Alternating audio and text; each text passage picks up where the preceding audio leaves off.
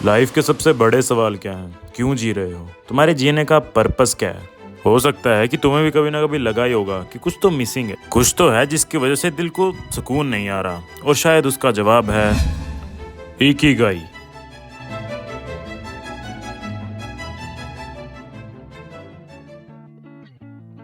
अब ये इकिगाई आखिर है क्या? इसे समझने के बाद शायद तुम्हारी लाइफ बदल सकती है। पर पहले एक कहानी सुनते हैं, एक ऐसी कहानी जो हो सकता है कि तुम्हारी जिंदगी के पजल को सॉल्व कर दे। जापान के ओकिनावा आइलैंड पर दुनिया के सबसे ज्यादा सेंचुरियंस रहते हैं, मतलब लोग जो 100 साल से ज्यादा जीते हैं। पर क्या तुम्हें पता है, ये लोग सिर्फ लंबी नहीं, एक हैप्पी लाइफ भी जी रहे हैं। अपने आसपास देखो, तुम्हें ऐसे लोग मिलेंगे जिन्हें अगर तुम पूछोगे कि तुम्हारे जीने का पर्पस क्या है, तुम्हारे जीने का मकसद क्या है, तो वो तुम्हें कोई ठोस आंसर नहीं दे पाएंगे। और ऐसे लोग खुश तो क्या ही होंगे, वो तुम्हें दुनियादारी में ही फंसे हुए मिलेंगे। और अगर मैं तुम्हारे आसपास के लोगों की बात कर रहा हूँ ना, तो बुरा मत मानना, मैं तुम्हारी बात भी कर रहा हूँ और अपनी बात भी, क्योंकि मैं ओकिनावा में नहीं, बख्शीवाला में रहता हूँ। मेरे पिंड का नाम है। एक बार एक जर्नलिस्ट ने ओकिनावा को विजिट करने का सोचा। जब वो वहाँ पे पहुंचा, वहाँ के लोगों को देख के और उनके लाइफस्टाइल को देख के वो बड़ा हैरान सा हुआ। तो उस जर्नलिस्ट ने ओकिनावा के लोगों से पूछा कि आप इतने हेल्दी और हैप्पी कैसे रहते हो। उसका जवाब था एक शब्द, इकागाई। इकागाई का मतलब है रीजन फॉर बीइंग, जीने की वजह, मतलब वो वजह जो तुम्हें सुबह उठने पर मजबूर करे, जो तुम्हें एक मकसद दे। अब तुम्हें यह कहानी सुन के ये तो अंदाजा लग गया होगा कि इकागाई शब्द जापान से आया, जिसका मतलब है वजह। अब सवाल आता है कि क्या हर किसी का इकागाई एक जैसा होता है? बिल्कुल नहीं। तो तुम्हारा इकागाई क्या है, कि तुमने कभी सोचा है? अब खाली दिमाग वाले सवाल मत पूछना कि भाई इकागाई के बारे में तो इसी वीडियो में सुना, तो पहले कब सोचा होगा। सिंपली पूछ रहा हूँ कि तुमने कभी सोचा है कि तुम्हारी जीने की क्या वजह है? और अगर सोचा है और ये बात पता नहीं लगा पाए कि तुम्हें किस चीज में मजा आता है, तो इस वीडियो के एंड तक तो समझ जाओगे कि कैसे पता लगाना है। तो आओ समझते हैं इकागाई को।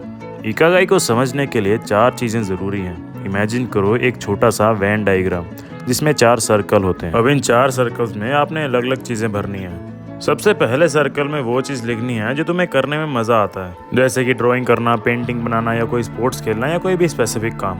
दूसरे सर्कल में वो चीज़ लिखनी है जिसमें तुम एक्सपर्ट हो, या अगर कोई भी तुम्हारे अंदर स्किल्स हैं तो वो लिख दो, चाहे थोड़ी बहुत नॉलेज ही हो।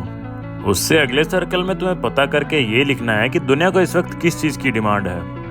और लास्ट सर्कल में तुम्हें ये पता करके लिखना है कि तुम किस चीज़ से पैसे कमा सकते हो। ये करके तुम्हारे पास 4 सर्कल्स होंगे जिसमें अलग अलग लिस्ट होंगी, और इन्हीं 4 सर्कल्स के कंटेंट में तुमने एक कॉमन पॉइंट ढूंढना है, और वही कॉमन पॉइंट बनेगा तुम्हारा इकागाई।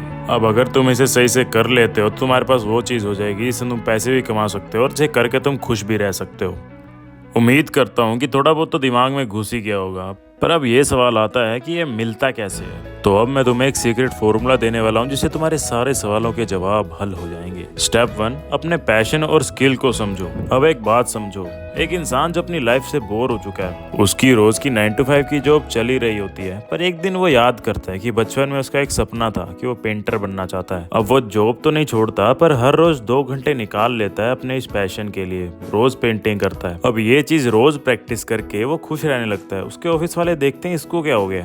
अब वो कभी कभी अपनी जॉब से छुट्टी लेता है और आर्ट एग्जीबिशंस में जाता है अपनी पेंटिंग्स को शोकेस करने। अब ऐसे करते करते उसकी पेंटिंग्स बिकने लगती हैं, वो फेमस होने लगता है और इस वक्त लाखों में कमा रहा है। अब इससे हम क्या समझते हैं, अपने पैशन और स्किल को पहले समझो, उसे रोज थोड़ा टाइम दो, और कुछ नहीं तो तुम्हारे अंदर का स्ट्रेस खत्म हो जाएगा एटलीस्ट। दूसरे स्टेप में थोड़ा ये ढूंढने की कोशिश करो कि दुनिया में तुम्हारे काम की कहाँ जरूरत है, मतलब अपना पैशन दुनिया की हेल्प के लिए कैसे यूज कर सकते। जैसे कि अगर तुम्हें ट्रैवलिंग का शौक है, सही में ट्रैवलिंग का शौक है, सिर्फ वो नहीं कि जगहों पे जाके बस स्टोरी लगा देनी है, तो तुम एक टूर प्लानर बन सकते हो। लोगों के ग्रुप बनवाओ और उन्हें घुमाने लेके जाओ। तीसरा स्टेप, अपने पैशन को मोनेटाइज कैसे कर सकते हो, मतलब दुनिया में जहाँ पे जरूरत है वहाँ अपने पैशन का यूज करके पैसा कैसे कमाना है। अब एक पेपर उठाओ, 4 कॉलम बनाओ और उसमें लिखो तुम्हें क्या करना पसंद है, तुम किस चीज में अच्छे हो, दुनिया को क्या जरूरत है, और तुम क्या चीज बेचकर पैसा कमा सकते हो। अब इन सबको लिखो और देखो ये सब चीजें कहाँ इंटरसेक्ट करती हैं। शायद वही तुम्हारा इकागाई हो।